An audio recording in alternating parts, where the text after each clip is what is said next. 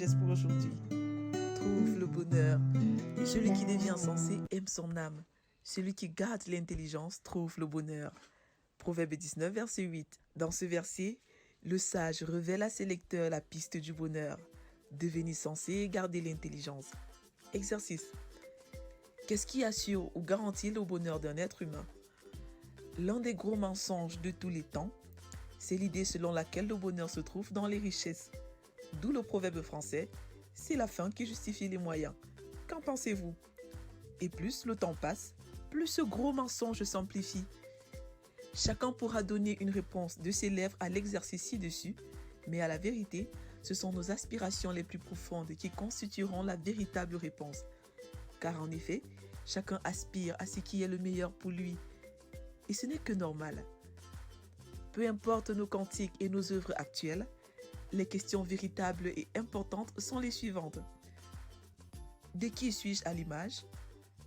Vers quoi est-ce que je cours? Pourquoi est-ce que je fais ce que je fais? Pourquoi est-ce que je ne fais pas ce que je ne fais pas?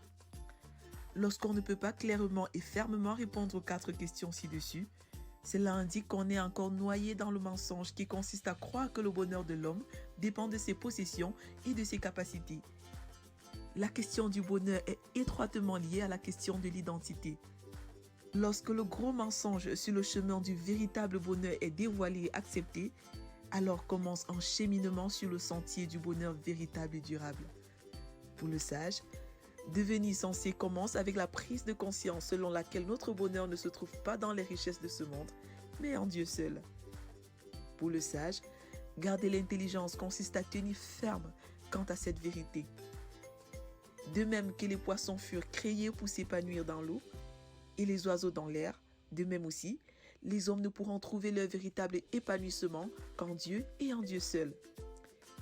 Jésus dit: « Et que sert-il à un homme de garder le monde entier s'il perd son âme ?» Marc 8, verset 36. Le contexte de cette question rhétorique de Jésus à la foule et à ses disciples dans Marc, c'est la guérison en 2 étapes de l'aveugle de Bethsaïda et le reproche fait à Pierre quant à son aveuglement partiel concernant la véritable nature de la mission.